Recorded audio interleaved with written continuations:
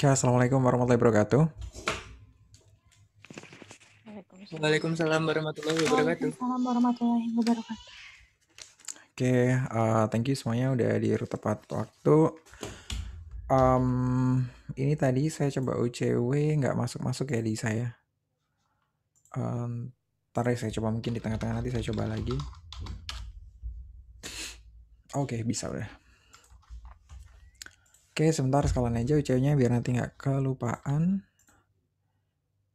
Saya entry in dulu. Kuliah katanya hari ini marketing analytics tambah kelas A.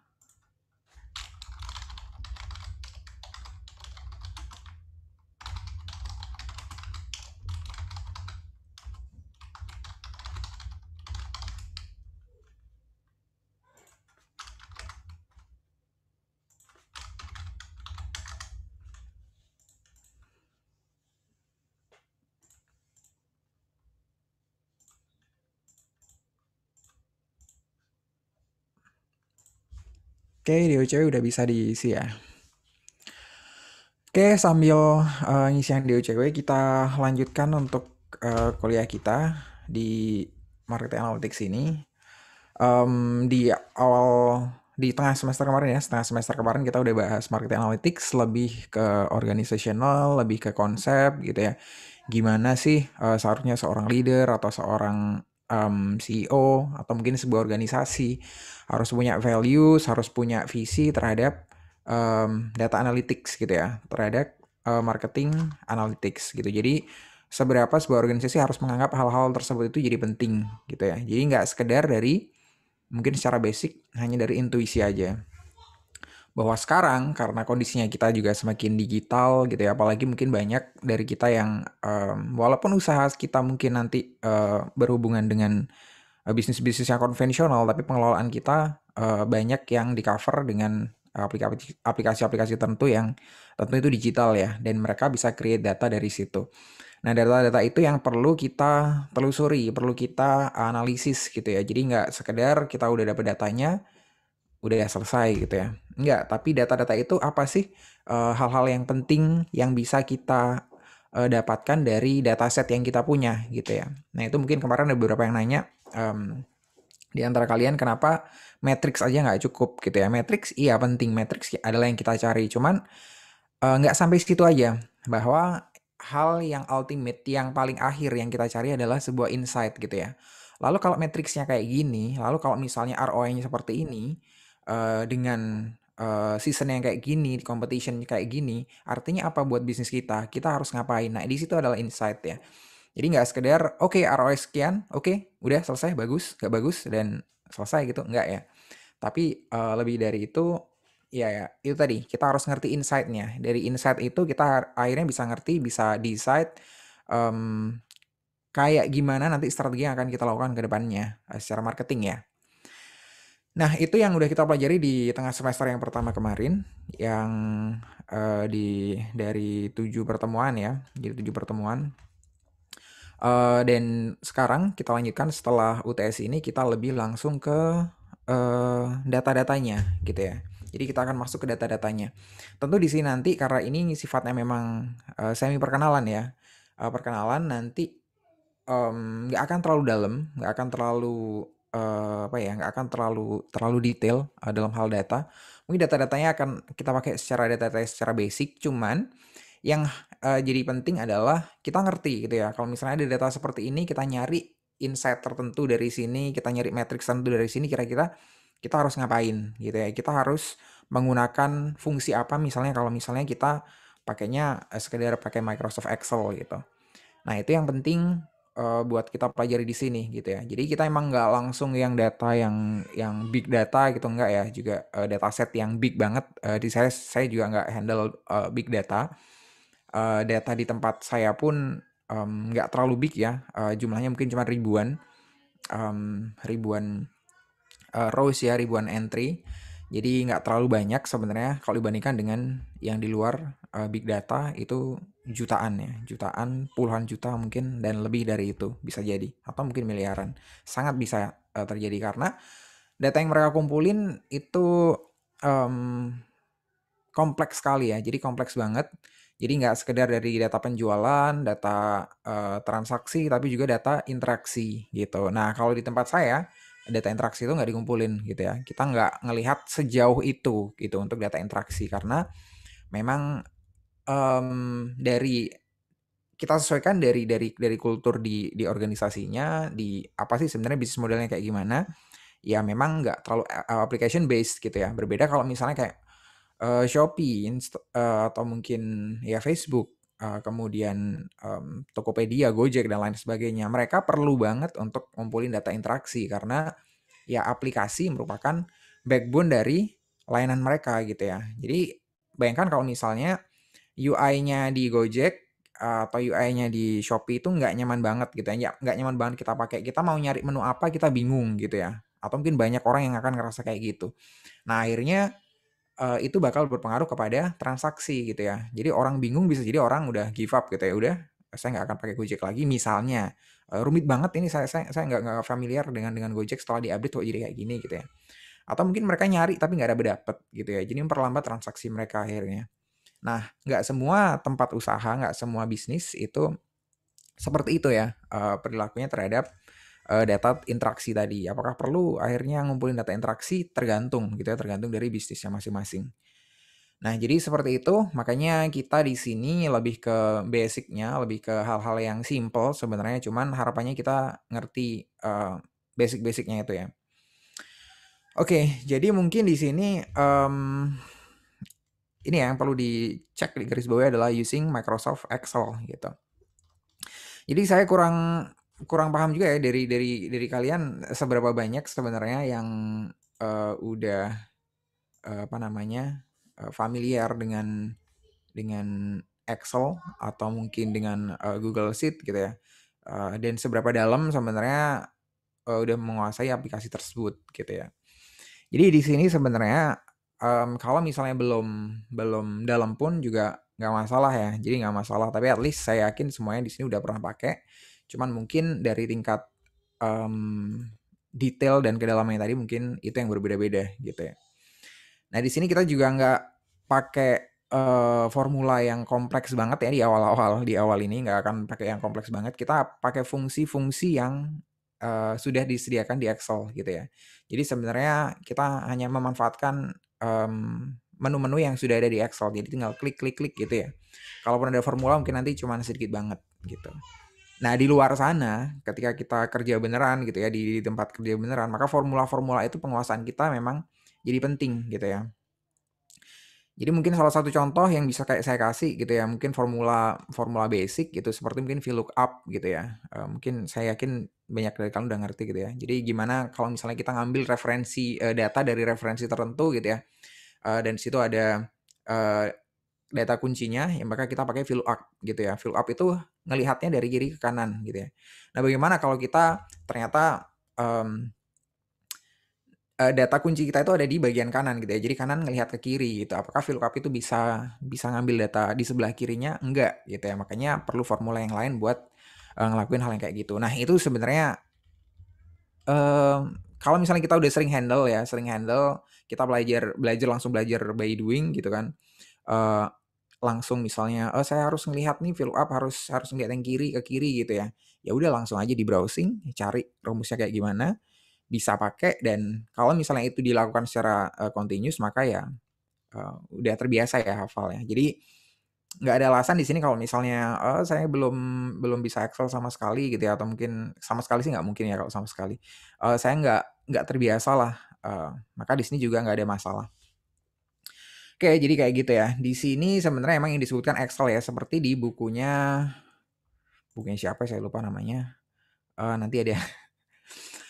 Oke, jadi sebenarnya memang di bukunya disebutin Excel gitu ya. Cuman nggak terbatas sebenarnya di sini kalian juga bisa pakai yang namanya Google Sheet ya. Google Sheet secara sheet ya, sheet. Jadi bacanya harus clear ya, sheet. Google Sheets itu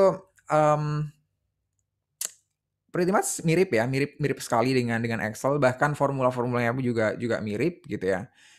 Cuman memang ada beberapa sedikit perbedaan di antara mereka. Nggak sedikit sih, kalau misalnya kita udah mendalami, mungkin perbedaan ini cukup kerasa ya. Bagi saya secara pribadi, di akhir-akhir ini sekarang ke belakang, saya lebih cenderung ke Google Sheet daripada ke Excel gitu ya. Karena ada beberapa yang berhubungan dengan pekerjaan saya yang memang lebih mudah itu dilakukan di Google Sheet. Nah, kayak gimana itu? Mungkin kita bisa lihat dulu ya dari perbandingan yang ada di sini gitu ya. Jadi sih ini ya, kalau misalnya di Excel itu jelas ya, Excel itu Microsoft aplikasinya semuanya berbayar gitu ya. Jadi kalau misalnya kita pakai, mungkin ada yang bawaan Microsoft 365 gitu ya, bawaan dari laptop. Kalau misalnya kita beli laptop, mungkin ada. Cuman biasanya cuma 1 tahun, atau mungkin kalau misalnya kita langganan sendiri ya harus bayar lumayan mahal sih sebenarnya. Nah, sedangkan Google Sheet itu gratis ya, kita langsung bisa mengakses Google Sheet, buka langsung bisa gitu, dan kita cuma butuh internet doang gitu ya. Jadi kita nggak perlu install aplikasinya. Berbeda dengan Excel tadi, itu harus diinstal. Kemudian kolaborasi gitu ya, compared to Google Sheet, Excel is a favorable application for collaboration. Ini jelas ya. Nah, ini mungkin yang kalian juga udah biasa gitu ya di Google Ecosystem sih. Di Google Ecosystem sih sebenarnya nggak cuman di Google Sheet ya, di Google yang lain-lain pun juga kayak gitu. Jadi kita bisa ngerjain kerjaan kita bareng-bareng teman yang lain dalam satu waktu yang sama bahkan gitu ya. Untuk ngerjain satu sheet tertentu gitu ya. Jadi nanti akan ada apa namanya? Nama-nama yang ngerjain di situ. Oke, sebentar, headset saya kayak low battery. Saya tukar sebentar ya.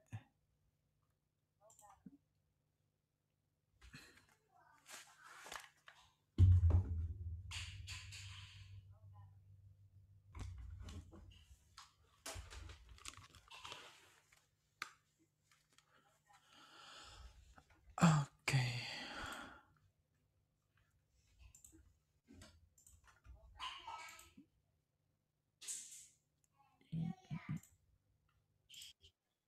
Oke.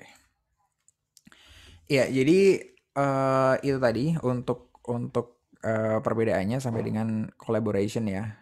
Jadi kalau kita pakai Google Sheet itu lebih enak kalau misalnya memang kita kerja bareng-bareng ya. Sama seperti Google apa ya kalau yang Word itu. Sama sih di situ juga sama ya. Kalau kita misal ngerjain bareng-bareng, tugas bareng-bareng, nugas bareng gitu ya, online, mending langsung ngerjain di situ gitu ya. Daripada ngerjain di Word nanti dikirim lewat WhatsApp gitu ya. Balik lagi, nanti dikirim lagi segala macam. Jadinya lama. Kemudian tool for statistical analysis ini tentu di Excel lebih powerful ya, karena Excel emang komplit banget, banyak data visualization juga yang bisa kita pakai di Excel gitu ya. Sedangkan kalau di Google Sheet sih masih belum gitu ya, mungkin masih belum karena Google Sheet perkembangannya juga cepat ya. Jadi mungkin ke depan nanti juga akan banyak aplikasi, formula-formula atau visualisasi yang ditambahkan di Google Sheet. Kemudian seamless and easy to use, Excel is easy to use, but you need to save the file manually. Ini sebenarnya kalau hubungannya sama nge-save ya. Sebenarnya nggak bener-bener amat di sini ya. Excel itu bisa kita set untuk bisa automatically save ya. Jadi kita bisa nge-save di rentang waktu berapa itu ada di setting. Jadi kalau cuman constant itu doang sebenarnya nggak terlalu relevan di sini. Kemudian kalau Google Sheet itu udah otomatis ketika kita ngentri satu kali entry gitu ya, kita ngisi satu kolom misalnya satu field gitu ya, kita isi satu kotak gitu. Nah di situ nanti akan langsung otomatis ke save, datanya otomatis ke save gitu ya. Nah ini yang buat saya itu jadi powerful banget gitu ya. Kenapa? Karena yang pertama adalah berkaitan dengan collaboration tadi ya. Jadi Google Sheet ini bisa langsung kita konekin sama yang namanya Google Form gitu ya. Jadi kalau misalnya kita buat Google Form, kalian saya yakin udah biasa gitu ya buat Google Form gitu kan. Kalian buat Google Form nanti responses kan udah langsung dalam bentuk tabel gitu ya. Nah, tabel itu langsung bisa kita olah datanya baik itu di file yang lain ataupun di file yang sama di sheet yang lain gitu ya. Jadi data yang masuk itu secara real time kita bisa langsung bikin dashboardnya gitu ya. Jadi dashboardnya misalnya nih saya buat pendaftaran pendaftaran rekreasi gitu ya buat anak-anak manajemen pemasaran gitu ya. Siapa yang mau ikut? Kita mau rekreasi nih ke Bali gitu misalnya ya. Nah, di situ kan ngisi data ya kalian ya. Kalian masukin nama, nomor telepon, jenis kelamin, kemudian Oke, mungkin sekedar kayak gitu dulu mungkin ya. Jadi di situ udah ada data-data yang bisa dianalisis gitu ya. Kalau misalnya saya buat dashboardnya melalui pivot table misalnya, nanti langsung ketahuan ya. Misalnya saya langsung ngebagi di situ berapa orang sih yang cewek, berapa orang yang cowok gitu ya. Jadi saya bisa ngelis kira-kira yang ikut nih bakal berapa orang cewek, berapa orang cowok. Eh, nggak sekedar dari jumlah totalnya saja. Dan itu dilakukan secara real time gitu ya. Kita nggak perlu refresh, nggak perlu gitu ya. Kalau misalnya kita buka sheetnya itu, ketika ada orang ngisi datanya langsung pada waktu itu juga datanya masuk, maka datanya langsung masuk ke pivot table-nya. Nah itu yang jadi power bagi saya. Kenapa saya lebih cenderung di Google Sheet daripada di Excel gitu ya. Jadi kalau pivot table-nya pretty much nggak terlalu berbeda ya, cuman sedikit cara ketika mengoperasikannya aja berbeda, cuman secara fungsi sama banget gitu ya, sama banget. Kemudian makros, saya kira kita nggak terlalu sering pakai makros ya, jadi makros ini di perintah tertentu ya, perintah otomatis yang bisa kita pakai sebenarnya. Kalau di Excel itu banyak makronya ya, jadi perintah-perintah tertentu kalau misalnya ngeprint dalam jumlah banyak gitu ya, dan segala macam itu ada sendiri. Perintah-perintah yang bisa kita pakai gitu ya. Jadi kita tinggal ngopi makronya, kita masukkan makronya, insert makro, lalu kita nanti run makronya, itu udah bisa jalanin gitu ya. Cuman ini nggak gitu relevan dengan bahasan kita di marketing analytics ya mungkin ya. Yang paling penting di sini adalah sebenarnya kita nggak terlalu sering pakai ganti-ganti ya. Jadi kalau misalnya kita nge-save di Google Drive misalnya, atau di komputer kita udah connect sama Google Drive, dalam bentuk Excel, kita jangan sering langsung buka di Google Sheet gitu ya, apalagi di-convert sampai jadi Google Sheet gitu ya, dan kemudian balik lagi diedit di Excel dan segala macam. Karena ada beberapa format yang memang berbeda gitu ya, kayak misalnya tadi, apa namanya, untuk, pivot table gitu, itu berbeda ya. Jadi ketika kita pindah bisa jadi ada yang geser-geser ya, bisa jadi ada yang nggak sesuai, data yang udah kita set tadi itu. Jadi kalau misalnya kita emang pakai Excel aja gitu ya. Kemudian kalau misalnya di Google Sheet ya pakai Google Sheet aja gitu ya. Cuman untuk contoh ini, saya tadi udah bilang ya saya biasa pakai Google Sheet sebenarnya untuk akhir-akhir ini ya, awal-awal dulu Excel memang, tapi sekarang cenderung lebih Google Sheet. Sekarang juga kita untuk contoh di sini kita akan lebih cenderung pakai Excel ya, mungkin yang kalian lebih familiar gitu. Tapi kalau misalnya kalian nanti nyobanya pakai Google Sheet, welcome banget ya. Jadi nggak ada masalah kalau kalian pakai Google Sheet juga nggak ada masalah. Jadi nggak ada perbedaan. Memang saya nggak menganggap di situ ada perbedaan buat pekerjaan kita di sini. Cuman kalau Google Sheet ya Google Sheet aja, Excel aja, jangan terlalu sering dibuka di dua aplikasi yang berbeda. Oke, kayak gitu kira-kira. Ya, udah saya kira cukup ya. Jadi untuk dataset nanti yang kita pakai, dataset sederhana ya ini, entry-nya mungkin nggak sampai 1000 atau mungkin cuma 1000-an lah ya, cuma sampai 1000-an, jadi nggak banyak. Sebenarnya banyak atau enggak itu juga bukan jadi concern ya. Data kita mau 1000, kayak data kita mau 10.000, 100.000, kalau field-nya sama, kemudian challenge yang kita cari juga sama, di apa namanya, insight tertentunya yang kita cari juga sama, maka juga sama aja tingkat kesulitannya ya. Kita mau nyari dari 10 kayak atau dari 10.000 itu sama aja sebenarnya. Kan juga yang ngelakuin penghitungan juga dari aplikasi secara langsung gitu ya. Oh ya, satu lagi tadi masalah perbedaan tadi ya. Untuk penghitungan, jadi kalkulasi, kalau misalnya aja, tapi jarang, mungkin akan jarang. Kalau misalnya kita pakai formula yang kompleks dan itu nge-link ke banyak formula gitu ya. Di Excel, maka nanti kinerja dari PC kita atau komputer kita atau laptop kita nanti bakal ngoyo banget ya. Jadi bakal ngitung itu bakal butuh proses. Jadi saya pernah mungkin di berapa ya, kalau datanya mungkin nggak sampai 100.000 mungkin sih ya, nggak sampai 100.000, cuman banyak formula yang saya pakai. Jadinya untuk bisa nge-refresh penghitungan itu butuh beberapa detik gitu ya. Mungkin ya 10 detik, 20 detik gitu ya. Jadi nunggu. Jadi di Excel itu mungkin nggak biasa kalian lihat karena mungkin datanya biasanya nggak banyak gitu ya. Tapi kalau datanya banyak bisa kayak loading gitu ya. Jadi kayak loading, nunggu sampai selesai. Nah, itu nggak terjadi di Google Sheet gitu ya. Di Google Sheet itu yang ngitung adalah servernya Google di sana yang komputernya udah pinter banget gitu ya. Jadi komputer kita nggak berat akhirnya. Komputer kita nggak berat karena yang satu-satunya yang kita pakai ya cuman koneksi internet doang gitu ya. Jadi dengan menggunakan Google Sheet maka kinerja komputer kita nggak ngoyo gitu ya. Jadi tetap aja sih, sama aja. Karena yang melakukan penghitungan adalah di servernya Google gitu. Jadi di kita tuh kayak cuman di display doang gitu ya. Jadi penghitungan semuanya dilakukan sama komputernya Google. Nah itu kelebihan di Google Sheet tadi. Makanya saya juga cenderung ke sana. Ini dataset downloads-nya ya. Jadi s.id MA resources marketing analysis ya, maksudnya marketing analytics resources. Jadi nanti untuk data-datanya bisa diambil dari sini untuk yang contoh-contoh di kelas gitu ya. Cuman ini sebenarnya juga tetap saya share di Sepada ya, nanti tetap saya masukkan di sana semuanya.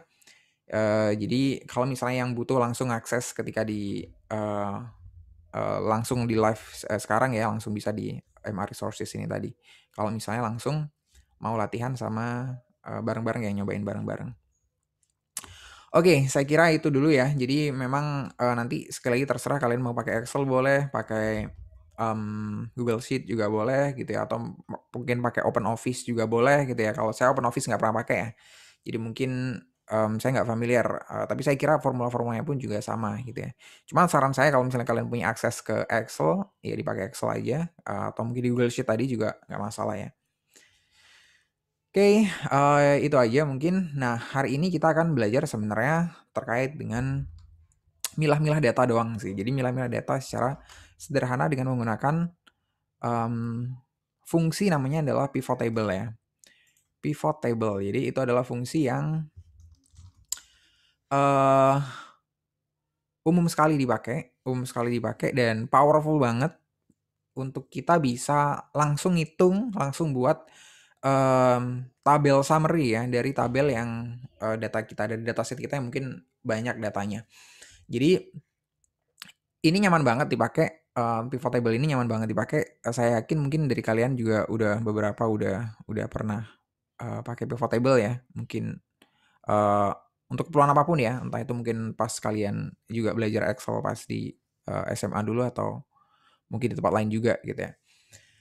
Nah, cuman hal yang penting dari pivot table ini adalah tadi ya, jadi kita nggak ngitung sendiri gitu. Jadi kayak misalnya tadi saya sebutin contohnya adalah ketika dari form, itu ada misalnya dari marketing, dari manajemen pemasaran tadi yang daftar rekreasi gitu ya, rekreasi ke Bali gitu. Study tour ke Bali itu yang daftar misalnya di situ ada 170 mahasiswa gitu. Sampai nggak sih mahasiswa kita? Nggak sampai ya. 90 lah, 90 mahasiswa gitu ya. 90 mahasiswa dan mahasiswi. Nah, saya nggak ngerti nih gimana caranya ngitungnya kalau misalnya saya harus ngitung mahasiswanya berapa, mahasiswinya berapa gitu ya. Mungkin ya, dari kita mungkin ada beberapa yang menghitung dengan cara kayak gimana? Dengan cara langsung di-filter gitu ya. Dengan cara langsung difilter di datanya, di datasetnya gitu. Saya kasih gambaran aja ya. Jadi mungkin datanya kayak gini. Oke.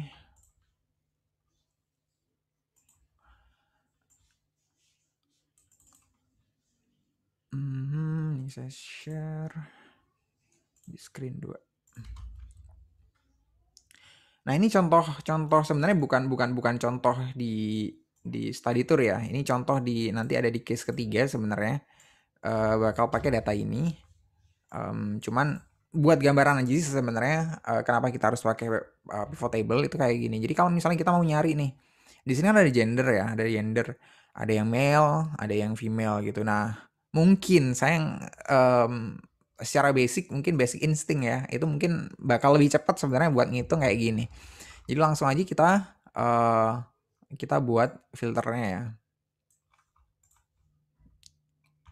Jadi kita filter langsung. Jadi di sini langsung kita bisa pilih gendernya yang cowok berapa gitu. Misalnya kita tanya yang cowok berapa, langsung dihitung gitu kan. Ini kebetulan datanya kayaknya ribuan. 1000-an kalau nggak salah. Oke, jadi yang M kelihatan ya, udah kelihatan. Jumlahnya adalah berapa? Di sini 816 gitu ya, di bagian bawah ini. Jadi ada 816 yang male, dan sisanya adalah female gitu ya. Ya, tinggal difilter ulang kalau yang female ya F gitu ya. Jumlahnya berapa gitu. Jadi ada 208. Jadi ada 208 yang female gitu. Nah, mungkin kita akan melakukan seperti itu ya, padahal ada fungsi dari Excel sendiri yang bisa secara cepat em, ngebantu kita untuk mengetahui hal-hal tersebut ya. Itu kan baru kalau misalnya basic banget. Kalau misalnya kita butuh based on gender doang gitu ya. Nah, tapi kalau misalnya di contoh ini nanti kita harus milah-milah dari umurnya misalnya. Dari umur sekian sampai sekian ada berapa orang, dari umur sekian sampai sekian ada berapa orang.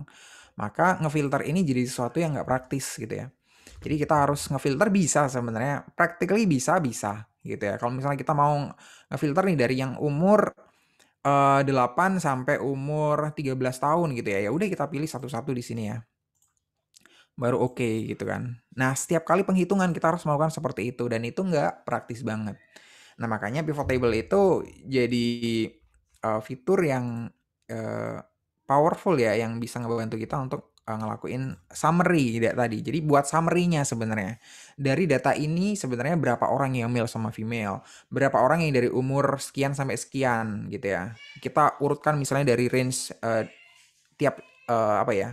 Dalam interval 5 tahun gitu ya, dari umur 8 sampai 12, dari 13 sampai 17 dan seterusnya gitu ya. Jadi kita bisa buat yang kayak gitu, sampai lokasinya di mana juga, income-nya berapa, itu semua langsung kita bisa pilah-pilah, kita summarize dari pivot table tersebut. Namanya pivot table ini sekali lagi jadi aplikasi, bukan aplikasi ya. Jadi fungsi yang sangat bisa kita andalkan ya kalau misalnya kita mau mengelola data di Excel gitu. Selebihnya dari itu di pivot tables nanti kita juga bisa bikin pivot chart ya namanya. Nanti akan saya tunjukkan di contoh gitu ya. Jadi dari pivot table tadi yang kita udah bisa buat summary-nya itu kan cuma bentuknya angka-angka. Nah, kadang kan kita butuh untuk bisa memvisualisasikan biar ngerti kira-kira kelihatan kalau misalnya dari garis-garis gitu ya, apalagi garis-garis berwarna, mana yang paling tinggi misalnya. Misalnya kita mau lihat penjualan di bulan tertentu, atau di hari-hari tertentu secara average gitu ya. Nah, nanti akan bisa kelihatan di sana. Gitu, jadi itulah kenapa di sesi kita hari ini kita akan menggunakan pivot table ya, full pivot table. Dari di sini ada 3 latihan sebenarnya. Saya nggak tahu bakal cukup nggak waktunya, tapi semoga cukup ya nanti ya. Dan di sini nanti kita nggak cuman bahas teknisnya juga, teknisnya saja, tapi juga akan ngebahas kira-kira insight apa sih yang bisa kita dapat dari data tersebut ya, dari data yang ada dari data yang ada di pivot table yang bisa kita create tadi. Oke, nah kita yang latihan pertama ini adalah analyzing sales at True Colors Hardware ya. Jadi ini sebenarnya data yang ada di buku ya. Jadi seperti yang ada di buku.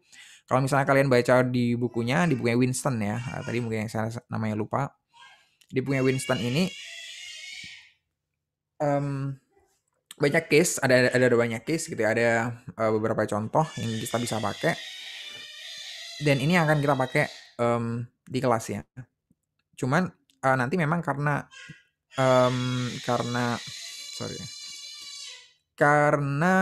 ini konteksnya ada di luar negeri, mungkin ada beberapa hal seperti currency gitu ya, US dollar, seperti tadi kayak misalnya income itu dalam US dollar juga gitu ya, dalam ribuan atau jutaan gitu kan. Kalau jutaan nggak sih ya, dalam ribuan, mungkin US dollar dan segala macam. Nah, itu kita kesampingan aja ya. Kita anggap ya data itu ya emang kita mengelola data di currency di luar negeri. Cuman ada beberapa konteks juga nanti yang mungkin nggak relevan ya, seperti misalnya nanti mungkin di latihan kedua itu ada pertanyaan tentang musim ya. Jadi di musim tertentu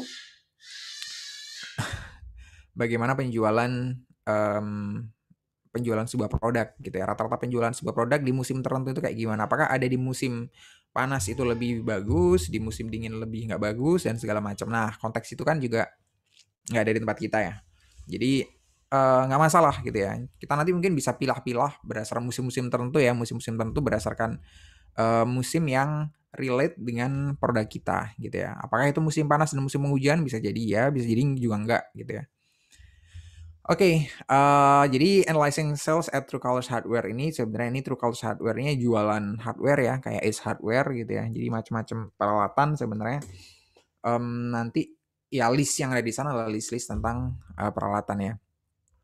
Nah, briefnya di sini adalah data ini ya di dalamnya adalah data-data sales ya dari 2 local hardware stores gitu ya. Jadi dari 2 outlet ya, dari 2 toko ya. Jadi dari 2 outlet yang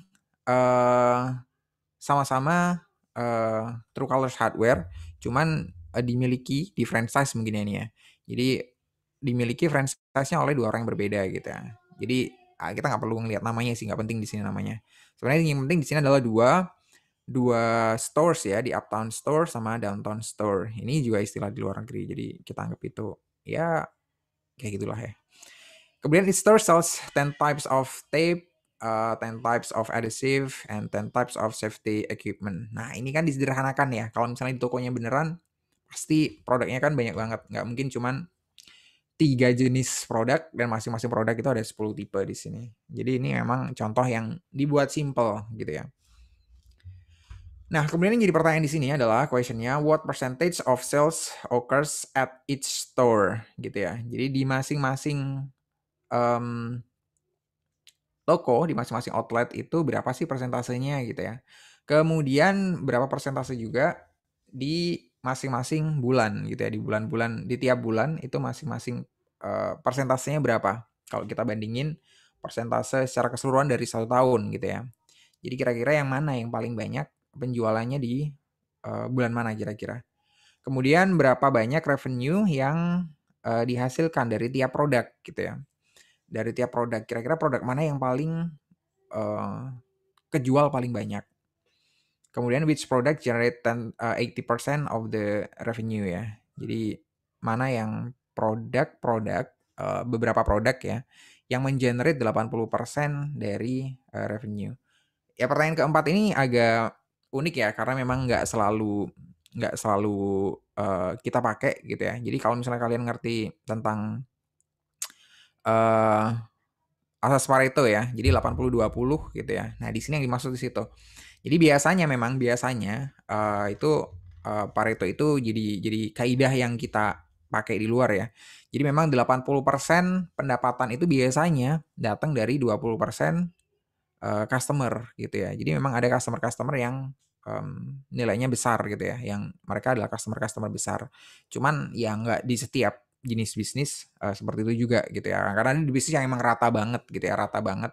Ya tiap orang akan beli ya nggak banyak-banyak amat gitu lah ya. Kayak misalnya produk yang consumer goods banget gitu ya. Jadi kalau misalnya yang B2C banget apalagi ya, jadi mungkin ya orang misalnya membeli di produk tertentu misalnya di produk kategori tertentu misalnya sabun atau sampo gitu kan, ya nggak akan ada orang yang beli sampo banyak-banyak banget gitu kan. Ya keperluan dia mungkin cenderung sama dengan orang-orang yang lain.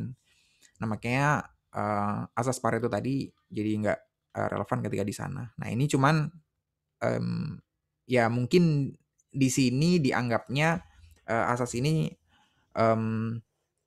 relate gitu ya. Dan ini juga bisa emang dibuat ngetes gitu ya. Apakah emang 80% dari revenue itu datang dari 20%, sekitar 20% dari total customer kita gitu ya. Nah, itu juga yang mungkin yang jadi pertanyaan. Oke, itu tadi untuk briefnya ya kayak gitu. Sekarang kita langsung masuk aja ke exercise-nya ya. Exercise 1.1 yang ini.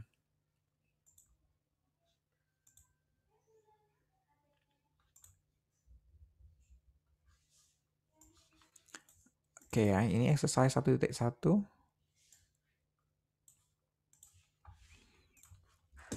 Jadi ini adalah datanya ya. Datanya dari sini ada di kolom ya, ada produk, ada bulannya, ada tokonya yang mana, downtown atau uptown tadi. Kemudian terakhir ada price gitu. Dan di sini kita bisa lihat datanya. Datanya ada berapa entry di sini? 1.300-an ya. 1.300-an entry. Ups. Ya, 1.327 dari berbagai macam ini ya, produk, bulan, store price gitu.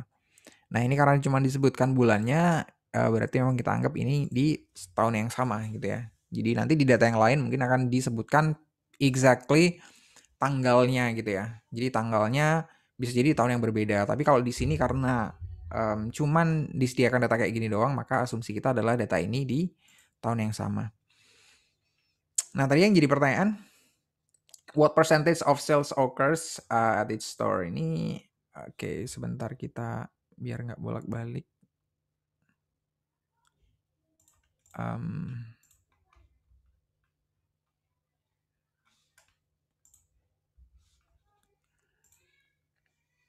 Oke.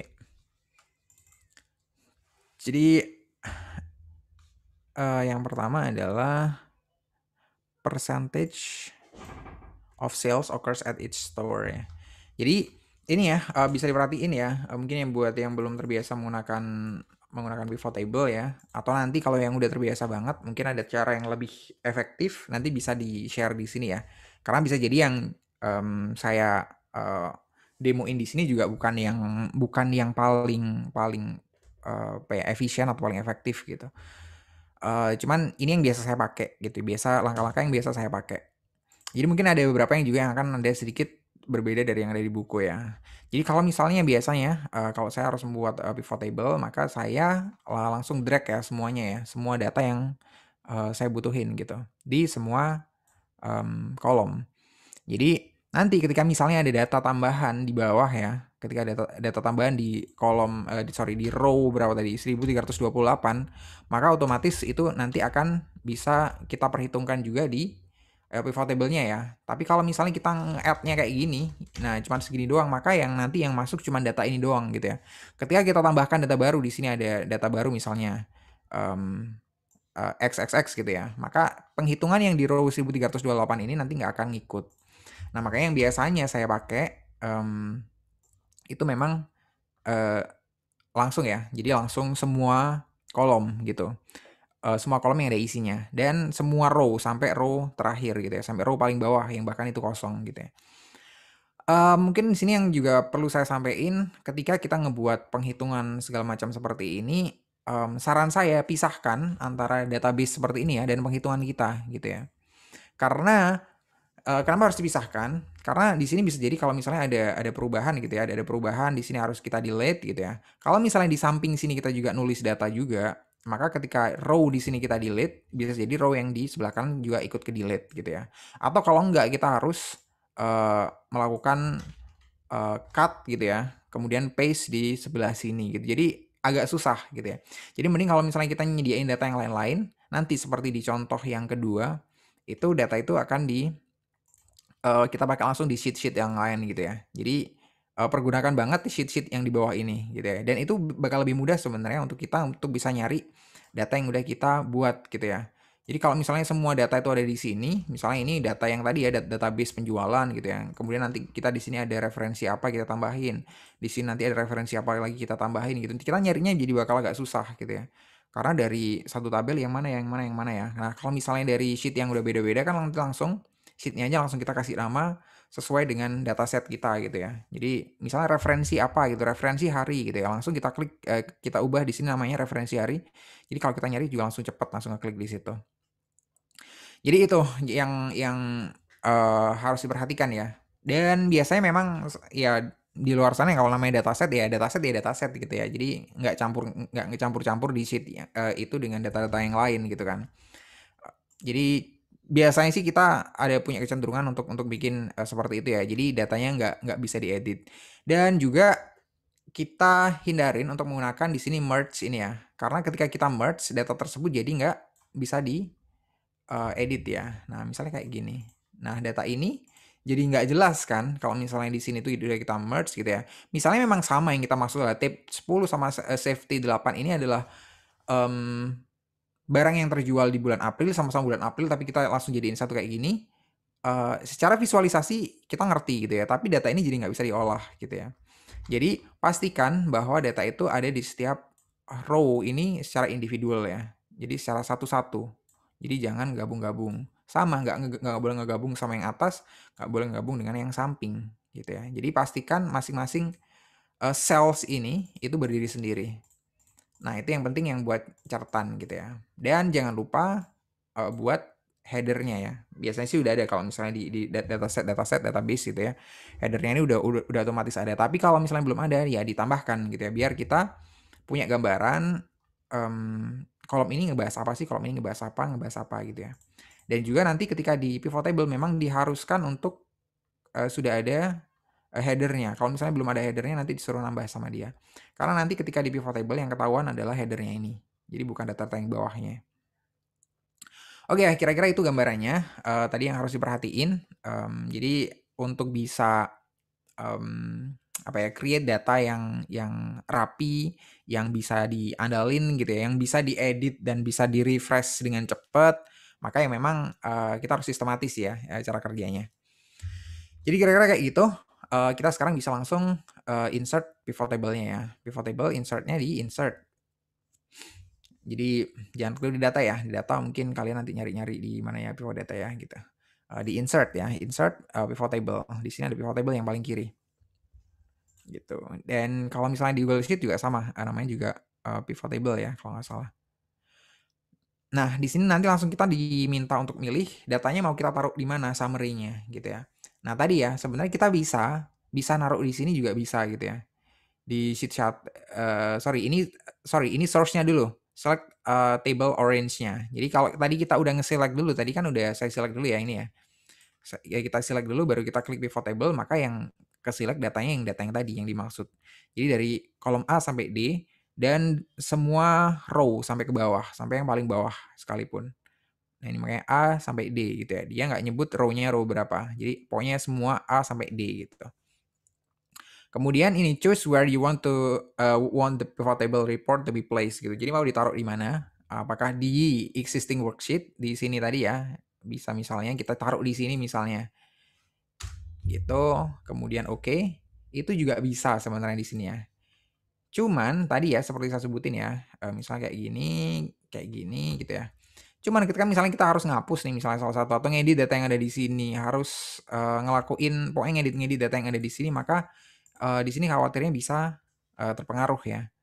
Dan kita kan nyarinya juga susah gitu kan, sama-sama di sheet 1 gitu kan. Tadi kita taruh di mana ya pivot table-nya ya? Oh di sheet 1 apa ya gitu ya. Jadi harus nyari-nyari lagi.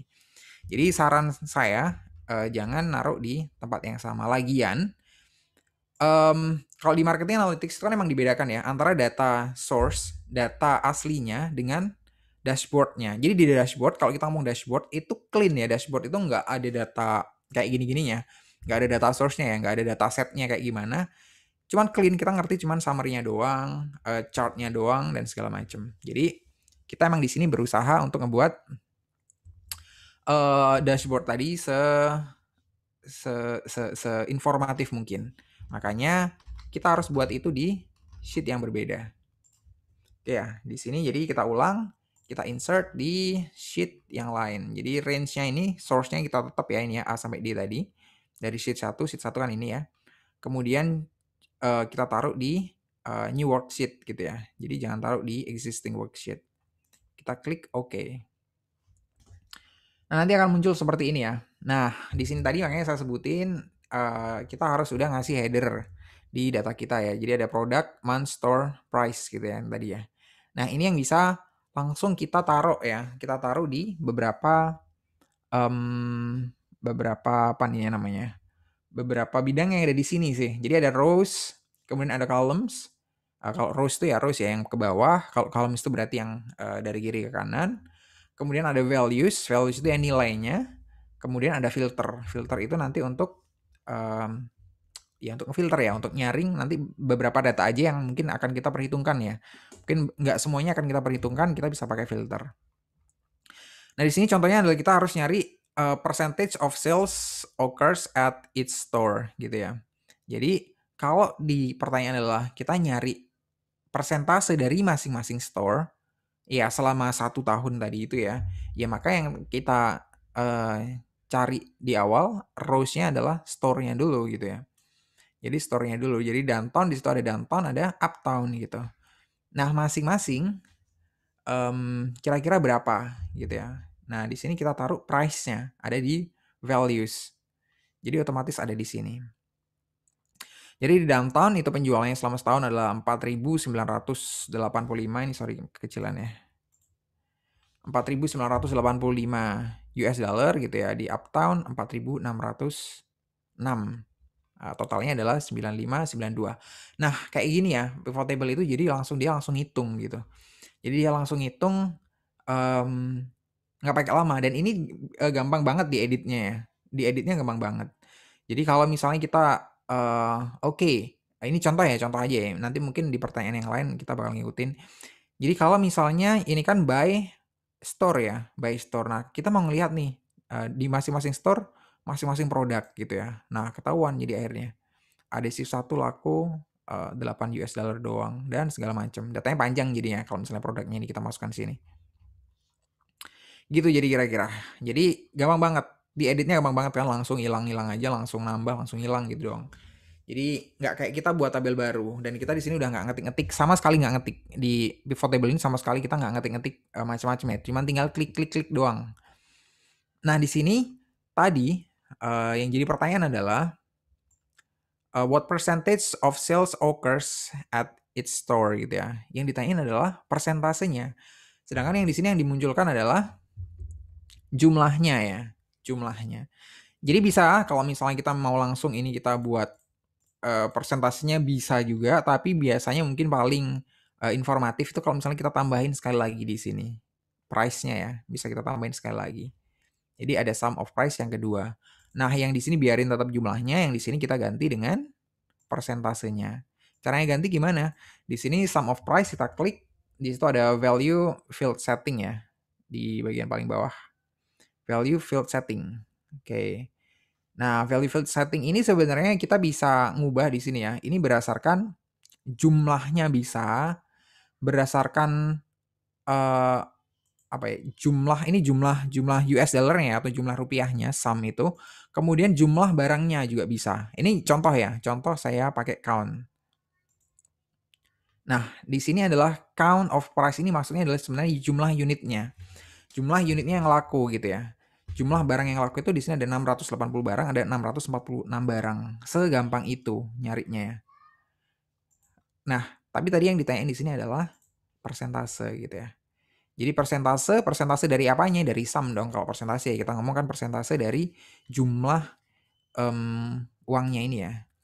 Jadi tetap dari sum berarti kita balikin. Kemudian di sini show value as percentage of grand total ya. Jadi percentage dari total yang ada di bawah sini nanti. Percentage of grand total. Oke. Nah ini yang blank ini biarin aja ya. Ini bisa kita ilangin nanti, cuman nggak harus dihilangin. Cuman kalau blank biasanya juga 0. Nah ini kan ketahuan jadi sekarang. Jadi di downtown itu penjualannya itu 51,98%, sedangkan di uptown 48,02%. Totalnya 100% gitu ya. Jadi ya jumlah ini adalah 51%, jumlah ini adalah 48% dari total ini tadi. Segampang itu gitu ya. Jadi pertanyaan yang kayak itu tadi kita jawab secepat itu gitu ya. Mungkin kalau misalnya kita udah terbiasa, kalau di kerjaan ya nggak sampai 2 menit kayaknya udah dapet ya jawabannya.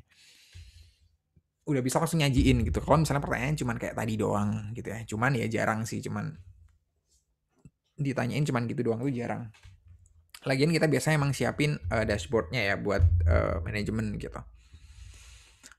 Nah itu tadi berhubungan dengan dashboard ya. Tadi saya sedikit ngulang ke Google Sheet lagi gitu. Nah kalau Google Sheet karena itu online, maka kita bisa bikin sheet yang bisa diakses semua orang, di view semua orang gitu ya.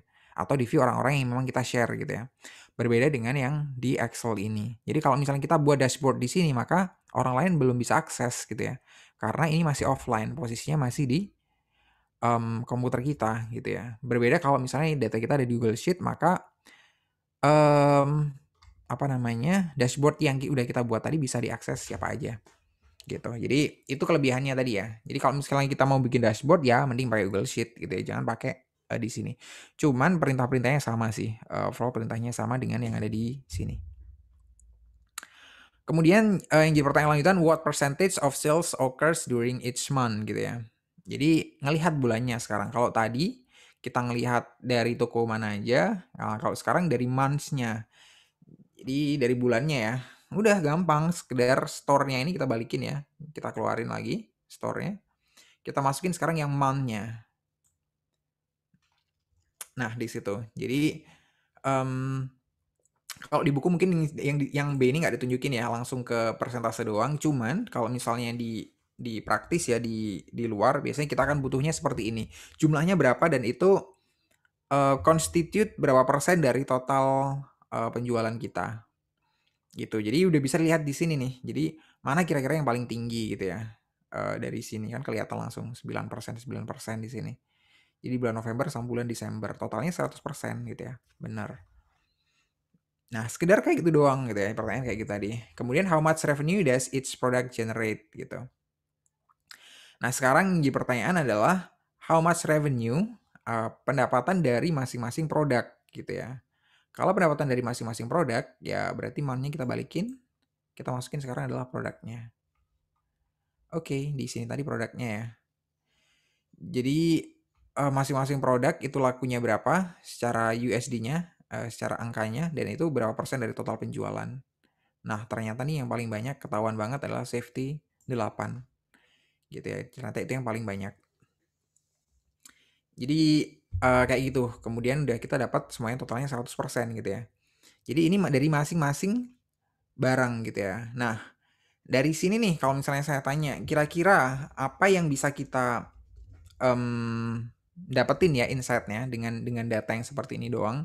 Di sini ada yang laku banyak, ada yang lakunya cuma 0,25%, which is kecil banget gitu ya.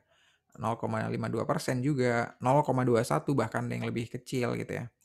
Nah, kira-kira kalau misalnya dari kalian ada yang berpendapat, kira-kira apa nih yang bisa lihat dari sini? Apa yang bisa kebijakan apa yang bisa diambil, taktik atau strategi apa yang bisa diambil sama manajemen dengan ngelihat data yang kayak gini doang? Silakan, ada yang berpendapat?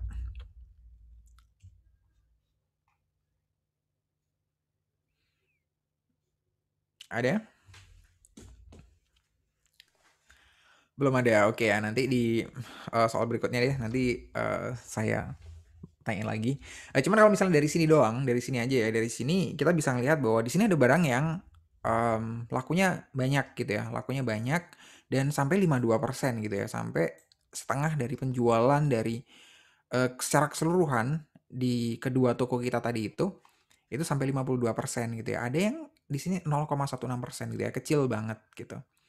Nah, makanya ketika nanti misalnya ketika ke depan ya dengan mempertimbangkan beberapa pertimbangan yang lain pastinya ya. Kalau misalnya kita harus restock barang gitu ya, harus restock barang, mana barang yang kita prioritaskan untuk punya stok lebih banyak daripada yang lain gitu. Nah, itu kita juga bisa ngelihat dari sini gitu ya.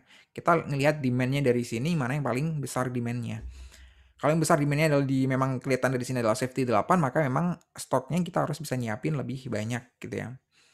Jadi hal-hal kecil seperti itu yang bisa kita dapat dari insight yang sederhana seperti ini gitu ya. Atau mungkin di sini mungkin ada beberapa barang yang mungkin kita nggak tahu, misalnya ada beberapa barang yang penjualannya nilainya sebenarnya kecil gitu ya. Let's say ini karena barang-barang kecil-kecil sih. Cuman contoh lah misalnya di safety 5 ini. Safety 5 ini sebenarnya cuma laku sedikit, cuman barangnya gede gitu ya. Cuman barangnya gede, kemudian berat juga gitu ya. Ongkos kirimnya juga berat, kemudian ngabis-ngabisin ruang di gudang atau di toko gitu ya. Nah, padahal penjualannya juga kecil banget gitu. Nah, ini bisa kita pertimbangkan untuk kita nggak perlu jual atau nggak perlu stok banyak-banyak gitu ya. Eh, Produk safety 5 ini. Jadi mungkin ya kalau misalnya toko kita udah penuh ya udah kita nggak usah nyetok yang safety 5 gitu, toh dia penjualannya juga kecil banget gitu ya. Nah, itu adalah salah satu pertimbangan ya. Cuman kita harus tetap pertimbangkan, ada pertimbangan-pertimbangan lain yang memang kita harus pertimbangkan. Makanya fungsinya manajemen di situ ya. Kita ngerti insight-nya doang nggak cukup gitu ya. Karena kita emang harus bisa menyatukan dari beberapa perspektif, dari beberapa insight yang kita dapetin dari sumber-sumber yang lain. Oke ya, jadi kira-kira kayak gitu. Kemudian tadi yang terakhir kalau misalnya nih pertanyaannya ini ya, which products generate 80% of the revenue gitu. Jadi gimana cara ngelihat kalau misalnya produk tersebut itu bisa sampai 80% dari total penjualan gitu ya. Jadi kita bisa ada fungsi yang bisa kita lihat ya. Subfungsi sebenarnya fungsi tambahan lagi di dalam pivot table ya. Di sini bisa kita klik di ada beberapa. Jadi di sini ada group, ungroup gitu ya. Ini yang bisa kita pakai. Sorry. Ini tadi di group by product ya tadi ya.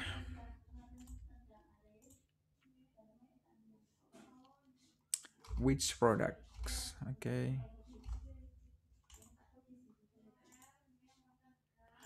Iya, yang kita groupin berarti di sini harusnya. Oke, kenapa di sini nggak muncul?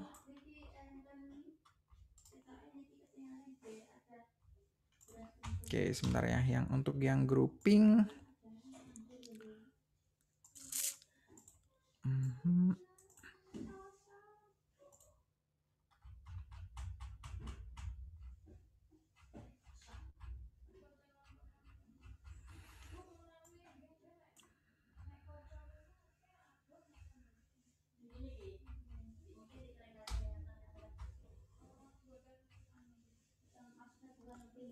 oke, promotion enggak, grouping.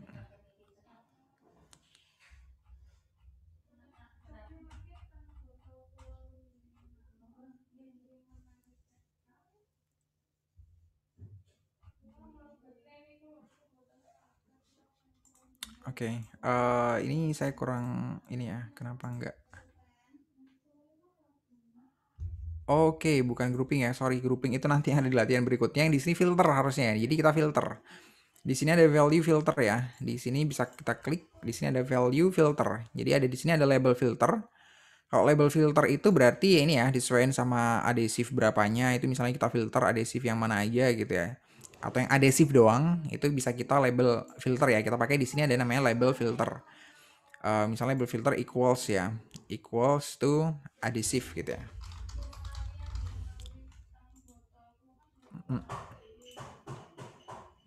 Nanti dia harus lengkap. Jadi ya adhesive berapa.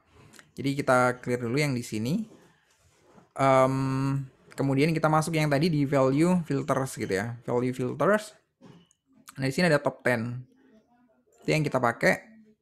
Top 10 ini bisa kita ubah sebenarnya 10-nya. Jadi kalau misalnya kita mau top 10 atau top 5 gitu ya. Top 5 berdasarkan sum of price ya di sini oke. Nah, ini top 5-nya di sini. Kalau kita mau nyari top 5 gitu ya. Tapi yang jadi pertanyaan tadi adalah 80% tertinggi gitu ya. 80% tertinggi berarti di sini kita masukkan 80% ya. 80 di sini persentase. Oops, sorry. Oke, nah jadi yang ternyata ada 6 item nih. 6 item yang menempati penjualan tertinggi ya. Sampai dengan tadi jumlahnya adalah sampai dengan 80%-nya. Gitu. Jadi seperti itu aja. Jadi kita bisa pakai yang fungsi top di sini. Ini ada persen, ada items, ada sum gitu ya. Jadi kita bisa pilih di situ. Nah, kalau kita balikin lagi, di sini tinggal kita clear filternya.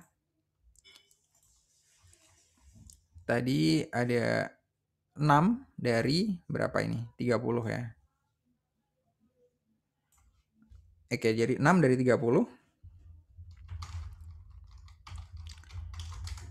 Kita bisa hitung bahwa itu sama dengan 0,2 ya. Jadi sama exactly 20% gitu ya. Cuman ya karena memang di sini soalnya dibuat kayak gitu ya.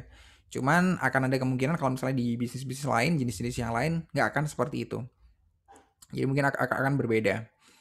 Jadi kira-kira kayak gitu. Nah, di sini tadi kalau misalnya kita mau sebenarnya cuman kita ngelihat dari beberapa data aja ya, dari beberapa produk yang ada di sini, maka kita bisa pakai fungsi yang namanya filter di sini ya. Jadi filter tadi. Jadi filter ini bisa kita masukkan. Contohnya ya dari produk ya. Produk kita masukkan di sini juga gitu. Produk. Nah, di sini adalah produk dari masing-masing store gitu ya. Nah, di sini semua produk berarti. Di sini kan produk all gitu ya. Jadi di sini adalah semua produk. Kita bisa pilih cuman salah satu dari pilihan-pilihan yang ada di sini ya. cuman adhesive satu doang juga boleh gitu ya. Atau kita bisa pilih multiple items gitu. Jadi ada beberapa aja. Oke, sekarang saya mau mau ngelihat yang adhesive doang deh berapa gitu ya. Berarti yang adhesive ini kita centang semuanya. Oke, jadi semua adhesive udah kita centang ya. Dan oke. Nah, ini adalah penjualan dari semua toko ya, downtown sama uptown untuk yang adhesive tadi. Nah, cuman kalau di Excel sama sih, di Google Sheet juga nggak kelihatan aja kalau misalnya kita filter seperti ini. Kalau di Google Sheet itu filternya di sebelah samping sini ya. Kalau di sini kan filternya di atas sini. Nah, di sini akhirnya nggak kelihatan kan di produk ini sebenarnya multiple items apa aja yang kita udah centang tadi ya. Jadi sama di Google Sheet pun juga nggak kelihatan. Nah, makanya kita perlu di sini untuk nambahin yang namanya slicer gitu ya.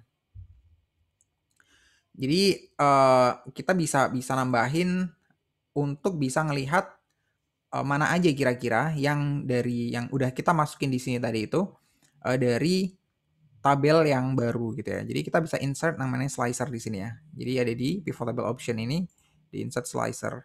Slicernya berdasarkan apa? Misalnya berdasarkan produk tadi ya, kita kan berdasarkan adhesive tadi, adhesive 1, 2 sampai dengan berapa tadi? 10 apa 12. Nah, kita bisa pilih di sini. Nah, makanya dari sini nanti baru kita bisa kelihatan ya. Kalau misalnya tadi kan yang udah kita pilih di sini tadi itu nggak kelihatan kita milih adhesive yang mana aja. Nah, kalau misalnya dari sini kita bisa langsung milih misalnya adhesive 1, langsung adhesive 1 doang. Adhesive 2 langsung adhesive 2 doang gitu ya. Adhesive 4 langsung 4 doang. Ini nanti bisa di resize ya disesuaikan apa namanya? Ya preferensi masing-masing. Jadi kayak gitu. Dan sama ya kalau misalnya kita mau ngeklik beberapa tadi, misalnya semua adhesive gitu ya, kita pakai kontrol ya, kontrolnya kita klik, ini kita klik semuanya. Jadi lebih cepat juga. Adhesive 9. Nah, dari sini kan kelihatan yang kita masukin mana aja. Oh, yang kita masukin adhesive semuanya, sedangkan yang di luar adhesive kita nggak masukin. Nah, itu fungsinya slicer di sini ya. Itu kalau kita perluin. Apakah selalu kita perluin? Enggak ya. Jadi nggak selalu kita perluin. Cuman akan membuat kita lebih gampang aja gitu ya. Sama kalau misalnya kita buat dashboard yang dari Google Sheet misalnya atau dari Excel ini kita buat dashboardnya, kita bisa sediain slicer ini buat orang lain ya, buat manajemen gitu ya. Misalnya mereka cuma pengen melihat salah satu doang, ya tinggal langsung ngeklik aja gitu ya. Mereka nggak kesusahan ngedit-ngedit yang ada di sini. Jadi itu kira-kira ya untuk yang nomor satu tadi. Jadi itu contoh yang basic banget sebenarnya gampang gitu ya. Buat yang kalian udah biasa pivot table mungkin terlalu basic ya, terlalu gampang. Cuman biar semuanya paham dari basicnya, jadi kita harus kayak gimana juga. Oke, itu tadi yang dari datasheet yang pertama ya. Kita mungkin nggak sampai datasheet yang ketiga, sampai yang kedua doang ini. Nah, di sini yang selanjutnya adalah analyzing sales at La Petite Bakery ya. Ini udah kita pernah pelajari sebelumnya. Cuman saya tampilkan secara sekilas ya di beberapa minggu yang lalu gitu. Udah pernah saya sebutin. Karena datanya sebenarnya juga simple gitu ya. Datanya adalah data penjualan bakery ya. Bakery di sini La Petite Bakery ini jualannya cakes, pies, cookies, coffee, and smoothies gitu ya. Nah, di sini briefnya adalah the owner has hired you to analyze factors affecting sales of these products gitu. Jadi dengan menggunakan pivot table, kita akhirnya diminta di sini untuk bisa summarize how La Petite Bakery sales are affected by the following gitu ya. Jadi apakah di sini kelihatan nanti kita bisa memperlihatkan bahwa penjualan dari La Petite Bakery ini dipengaruhi oleh beberapa hal yang ada di sini ya. Mulai dari harinya, hari apa gitu kan. Apakah di hari Sabtu sama Minggu itu penjualannya naik atau turun? Kita nggak tahu gitu ya. Jadi nanti memang baru kita bisa lihat dari pivot table-nya. Kemudian berdasarkan bulannya gitu ya. Di bulan apa kira-kira yang penjualannya cenderung tinggi dan cenderung nggak gitu tinggi. Itu kita bisa lihat juga. Kemudian an upward or downward trend over time in sales ya. Jadi ya ini tren aja tahunan biasanya kalau kita ngomong tren. Dan kemudian yang terakhir adalah promotion such as price cut ya. Apakah ketika kita buat promosi itu berpengaruh ke penjualannya gitu ya. Apakah ada peningkatan penjualan ketika di hari itu, di hari-hari tertentu kita melakukan promosi. Oke, jadi kita langsung ke datanya. Di sini datanya ada data exercise 2 ya. Ini udah selesai. Open to.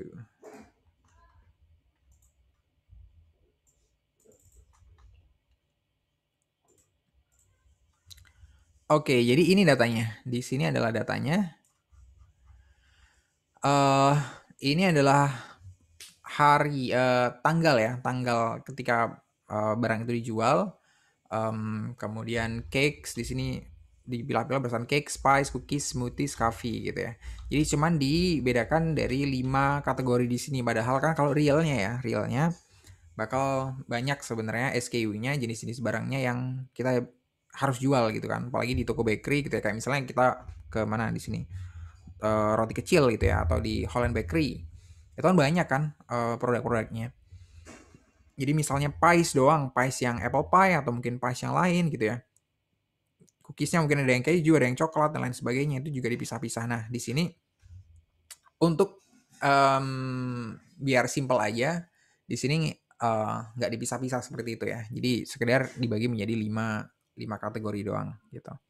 Nah, termasuk yang di bagian akhir di sini ada kolom tentang promosi ya. Di tanggal itu lagi ada promotion nggak, lagi ada diskon nggak, diskonan pas tanggal itu gitu ya. Misalnya pas event-event tertentu, pas barengan dengan hari-hari diskonan nasional gitu ya, atau mungkin pas barengan dengan ulang tahunnya toko dan lain sebagainya. Di sini jadi ada beberapa hari yang promotion. Nah, tadi yang pertanyaan pertama adalah kita diminta untuk jadi untuk bisa ngelihat kira-kira di hari tertentu itu berpengaruh nggak sih ke penjualan gitu ya? Apakah hari Senin misalnya hari pertama di dalam sebuah minggu itu ya, apakah penjualannya bagus atau justru nggak bagus gitu ya? Nah di sini kan yang kelihatan hanya tanggal gitu ya, sedangkan kita harus ditanyain tentang harinya, maka ya kita harus nyari dulu di hari tersebut. Di tanggal tersebut itu hari apa? Tanggal 1 Januari itu hari apa? Nah, ini mungkin yang kalian bisa pelajari sambil ini ya, sambil sambil dipraktekin. Karena memang kalau nggak terbiasa mungkin kalian juga juga kayaknya ngerasa nggak familiar gitu aja. Jadi weekdays-nya kita cari dulu di sini pakai formulanya weekdays ya. Weekday. Weekday-nya yang kita cari adalah dari tanggal ini ya. Tanggal 1 Januari 2013 itu sebenarnya hari apa? Nah, di sini kita pakai kalau di tempat saya itu titik koma ya untuk separate formulanya ini tadi. Jadi di tempat kalian mungkin ada yang pakai koma, itu tergantung dari setting ini ya, local and regional settingnya itu ya di masing-masing PC. Jadi itu di A2 tadi yang kita lihat weekday-nya. Nah, di sini yang bisa kita lihat referensi yang ada di sini ya.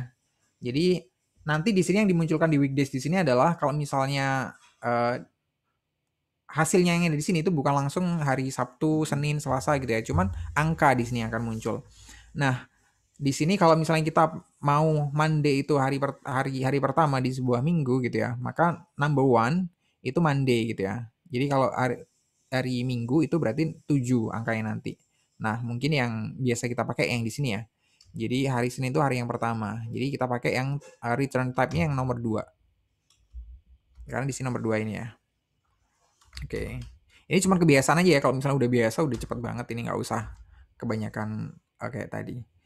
Nah, jadi di sini kalau kita lihat di sini weekdays itu tanggal 1 itu adalah nomor 2 gitu ya. Weekdays-nya weekdays 2. Padahal 1 tadi adalah hari Senin, berarti 2 itu Selasa. Berarti tanggal 1 itu adalah hari Selasa. Nah, apakah kita bisa langsung nge-drag ke bawah aja langsung gitu ya. Kalau misalnya di sini 2, maka yang berikutnya 3 dan seterusnya gitu. Belum tentu ya, karena bisa juga tanggalnya di sini loncat. Tapi kalau misalnya kita udah buat rumusnya tadi, kita bisa langsung sebenarnya bisa drag ke bawah. Nah, cuman kan di sini baru angka hari ya, bukan nama hari. Kita bisa tambahkan nama hari di sini, ada nama hari day name misalnya. Ini terserah ya, judul di sini terserah kita. Pokoknya kita familiar, kita hafal apa yang kita buat gitu. Nah, di sini sebenarnya ada referensinya. Ini tadi yang saya sebutin ya, referensi itu baiknya memang nggak jadi satu. nggak jadi satu di sini ya, maksudnya nggak jadi satu di file di sini gitu kan, nggak ada di sebelah kanan atau sebelah kirinya, nggak ada di sini maksud saya. Jadi memang baiknya memang referensi itu karena datasetnya udah berbeda, maka kita taruh di sheet yang lain di sini ya. Jadi kalau tadi kan satu itu Senin ya, satu itu Monday, 2 Tuesday dan lain sebagainya. Ya kita tinggal di sini VLOOKUP ya. Kalau yang udah biasa VLOOKUP, saya kira gampang banget. Jadi VLOOKUP dari mana? Yang kita lihat dari sini. Ini kita VLOOKUP dari referensinya ini, langsung aja kita drag semuanya bisa, di drag sampai yang ketujuh doang juga bisa. Kolom indeksnya dari dari kolom yang kedua ya. Tadi kan berarti ini tadi yang kita lookup, angka yang di sini, kemudian hasilnya nanti yang kita harapkan yang ada di sini. Kita enter. Nah, itu kan berarti Tuesday gitu ya, otomatis. Ini langsung bisa kita copy ya, langsung ke bawah ya semuanya. Jadi, Jadi langsung kita kopikan semuanya. Jadi semuanya udah ada nama harinya sekarang. Karena itu yang ditanyain tadi kan. Apakah di hari tertentu itu penjualannya tinggi, ada tren di hari Sabtu Minggu itu lebih tinggi atau lebih rendah, di hari Senin lebih tinggi atau lebih rendah atau kayak gimana. Nah, itu bisa kita lihat. Makanya ini udah selesai. Untuk datasetnya udah siap ya, udah siap kita olah tadi dengan pivot table gitu ya. Jadi kita drag Alt sampai I, kemudian pivot table kita klik, tetap ya, ini data source yang ini tadi, new worksheet, oke. Nah, yang pengen kita munculin di sini adalah tadi date ya. Jadi dari date-nya, oke, di sini date-nya akhirnya banyak banget ya. Ini otomatis, cuma nanti bisa kita hilangin ya. Sorry, bukan date, saya salah ya. Jadi harusnya day name ya tadi ya, kan nama harinya. Nama harinya. Jadi nama hari, kemudian di situ penjualan dari semuanya ya, semuanya kita masukin jadinya. Jadi di sini tadi kita masukin, kok ini sih?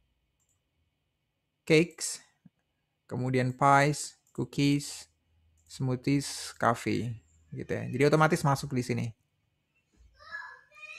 Nah, di sini ini kan otomatis ya, di sini otomatis values itu otomatis di sum. Sum itu adalah jumlah secara total gitu. Padahal di satu tahun gitu ya, di satu tahun bisa jadi jumlah harinya, jumlah Seninnya dengan jumlah Sabtunya itu bisa jadi berbeda gitu ya. Jadi nggak sama, makanya nggak fair kan kalau misalnya kita harus bandingin Senin dengan Sabtu, kalau jumlah harinya nggak sama ya bisa jadi memang lebih banyak yang harinya lebih banyak gitu kan omsetnya. Makanya di sini biar fair kita pakainya bukan sum tapi average ya, rata-rata penjualan hariannya berapa. Jadi semuanya kita ubah menjadi average di sini. Ini saya nggak bisa nggak langsung, oh nggak. Jadi emang harus satu-satu ya kayaknya. Kita buat average, dan average.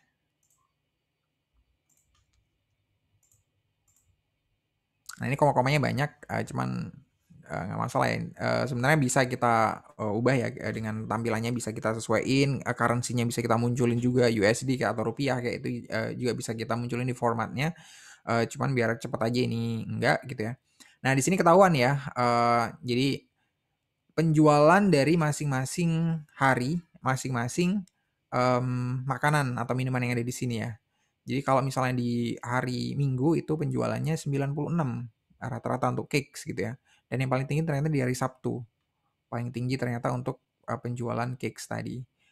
Nah, kalau kita ngelihat dari sini doang, sebenarnya ngerti kan, sebenarnya udah bisa ngerti kalau misalnya kayak tadi cakes itu paling tinggi di hari Sabtu gitu. Cuman kan angka ini bingung ya, walaupun angka ini sebenarnya koma-komanya juga udah kita ilangin gitu ya. Walaupun sebenarnya juga udah simple kayak gini misalnya, kayak gini aja. Jadi misalnya kayak gini aja sebenarnya udah kelihatan gitu ya. Cuman nggak clear banget kelihatannya. Kenapa nggak clear? Karena memang kita harus ngelihat angka per angka gitu ya. Mana yang lebih tinggi daripada yang lain gitu kan. Nah makanya di sini kita perlu buat dibantuin sama yang namanya pivot chart gitu ya. Nah pivot chart itu ada di mana? Kita balik lagi ke pivot table tools ini dan kita tambahkan pivot chart yang ada di sini. Nah, kalau misalnya yang bisa kita pakai adalah line ya. Oke. Udah kalau misalnya yang di line ini, kita gampang banget ngelihatnya. Kalau tadi kan masih ngeraba-ngeraba ya mana mana gitu ya, mana gitu. Masih harus kayak gitu. Sedangkan kalau di sini enggak, kita udah bisa ngelihat bahwa yang paling tinggi memang penjualannya adalah di hari Sabtu rata-rata ya. Jadi rata-rata di hari Sabtu memang naik banget gitu penjualannya. Kemudian di hari Senin juga cukup oke, sedangkan yang hari Minggu masih oke, kemudian hari Senin sampai dengan hari Kamis itu ya di titik-titik terendahnya. Nah, jadi hal yang seperti itu yang bisa kita lihat gitu ya.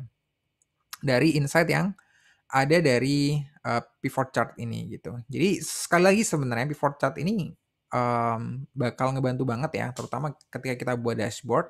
Dashboard biasanya udah kita pernah bahas ya, visualisasi itu jadi penting gitu ya. Makanya di luar Excel, kalau misalnya kita yang mau database yang kompleks segala macam ya, ada Power BI, ada Tableau dan segala macam ya, yang bahkan di aplikasi R juga bisa, Python juga bisa visualisasi data gitu ya. Nah itu um, penting banget ya dan populer banget sekarang gitu. Makanya itu jadi keharusan buat kita yang ada di analytics untuk bisa menampilkan insight-nya dalam bentuk yang cepat dan mudah dipahami. Ya salah satunya adalah dengan bentuk chart yang kayak gini nih. Jadi kayak gitu ya yang tadi insight yang bisa kita dapatkan dari day of the week gitu ya. Jadi kalau misalnya month ya kita cuma tinggal sekedar ngubah month-nya di sini ya. Month-nya kita yang date-nya kita masukin, sedangkan day name kita keluarin ya, nggak perlu tadi, tahunnya juga enggak, kemudian quarter juga enggak. Nah, dari bulannya. Nah ini ya, kalau misalnya tadi di pivot chart-nya otomatis nge-update ya. Kalau misalnya di sini kita update datanya, maka di pivot chart juga otomatis nge-update gitu. Jadi di bulan tertentu itu mana yang penjualannya paling oke gitu ya. Nah ini kita bisa lihat di sini berbeda-beda ya. Jadi berbeda-beda. Untuk smoothies itu ada di bulan Mei sampai September gitu ya. Nah kenapa kira-kira di situ tinggi? Nah kalau misalnya kita hubungin dengan tren kalau misalnya yang di luar negeri gitu, maka di musim itu memang pas musim panas gitu. Jadi smoothies bisa jadi memang lebih laku karena faktor tersebut gitu. Sedangkan yang lain sebenarnya landai-landai aja ya ketika bulan-bulan tersebut gitu. Ya di sini mungkin yang smoothies juga agak naik lagi ketika di bulan Desember, kemudian yang di sini coffee juga agak naik di ketika bulan Desember, tapi sebaliknya justru yang cookies ini malah di bulan Desember malah turun gitu. Nah, hal-hal yang kayak gitu nanti yang bisa kita cari penyebabnya apa kira-kira, kemudian kita harus gimana. Nah, itu yang penting ya, itu yang disebut insight gitu. Jadi nggak sekedar tahu doang, oke ini kayak gini dan selesai gitu, nggak. Kemudian yang terakhir adalah promotion ya. Promosinya kita lihat gitu. Apakah ada promotion yang berpengaruh terhadap penjualan rata-rata kita. Jadi kita ganti di sini dengan promotion gitu. Jadi di sini promotion.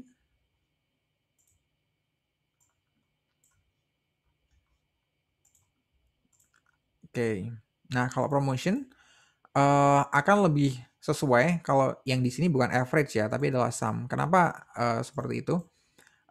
Biar kita ngerti sebenarnya berapa banyak nilai nominalnya yang disumbangkan dari tadi ya, dari ketika ada promotion gitu. Jadi ini bisa kita ubah semuanya ke sum. Sum.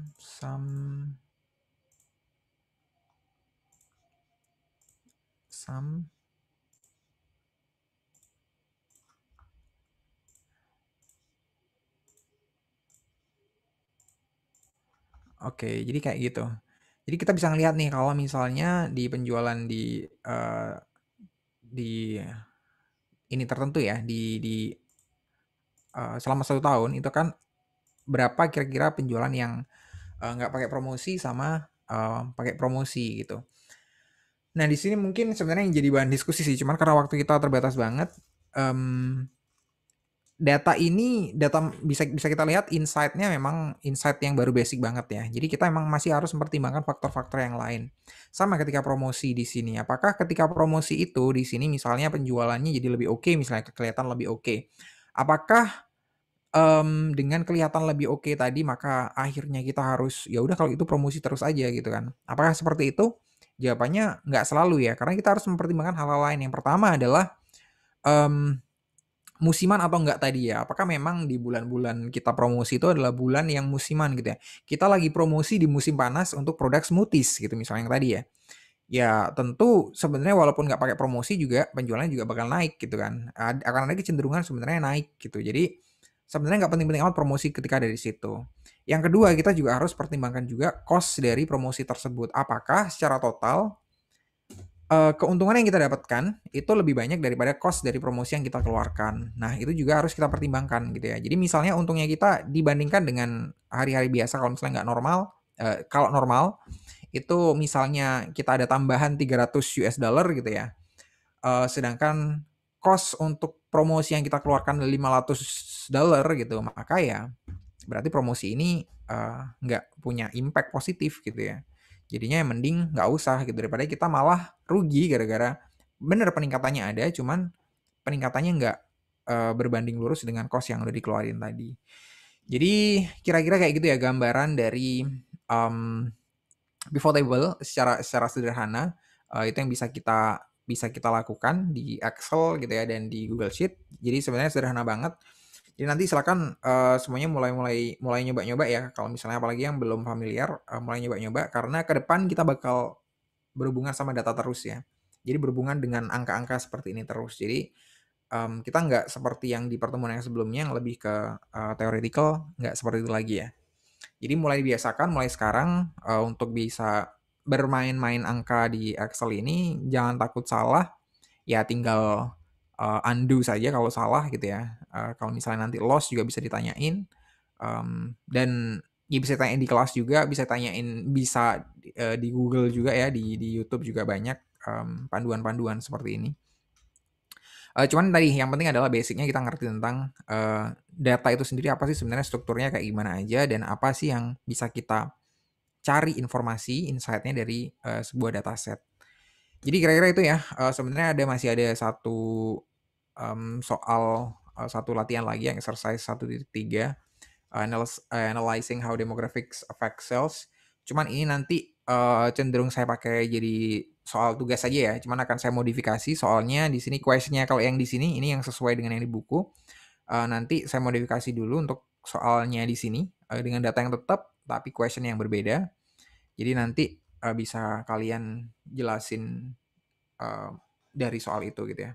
Dan nanti untuk di minggu berikutnya nanti akan saya untuk ini ya, untuk memastikan bahwa memang kalian paham gitu. Jadi nanti mungkin ada satu atau dua orang di tiap pertemuan nanti yang saya tunjuk untuk bisa mempresentasikan cara menghitungnya gitu ya, cara menghitungnya dan kemudian insight apa yang didapetin gitu. Jadi harapannya semuanya siap ya, maksudnya semuanya bisa latihan dulu gitu ya, latihan gitu. Kalaupun nanti juga masih kurang paham ketika ditunjuk ya nggak masalah gitu ya, kita belajar bareng di sini, nanti kita bakal tunjukin gitu ya. Dan masih bisa tanya, masih selalu bisa tanya di kelas, di grup WhatsApp gitu ya, jadi nggak usah khawatir. Kalau misalnya kita belum familiar dengan ini, itu hal yang wajar banget gitu ya, wajar banget mungkin background kita di SMA dulu juga beda banget ya, nggak terlalu berhubungan dengan angka-angka seperti ini. Cuman ini gampang banget ya, saya kira untuk bisa dipelajari nggak terlalu susah gitu. Dan yang kita pelajari juga yang basic-basic, jadi belum yang advance-advance ya, kita nggak pakai aplikasi yang aneh-aneh, kita baru pakai Excel doang selama setengah semester ke depan gitu ya. Kalaupun ada yang lain-lain nanti cuma pengenalan doang ya, nggak untuk dipraktekin. Oke, saya kira itu aja ya dari saya. Silakan kalau misalnya ada pertanyaan. Ada yang bertanya? Presensi udah isi semua ya?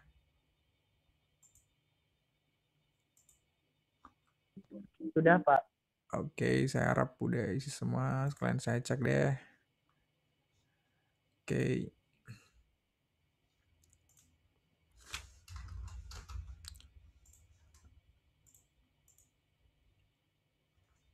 Mhm.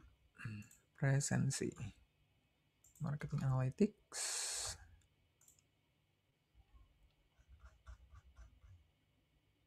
Oke, udah semua. Oke, gitu aja ya. Kalau misalnya nanti ada pertanyaan, silakan ditanyain. Nanti tugasnya saya upload di Spada ya, bersama soal yang baru nanti. Cuma satu doang tadi, tugasnya cuma satu doang.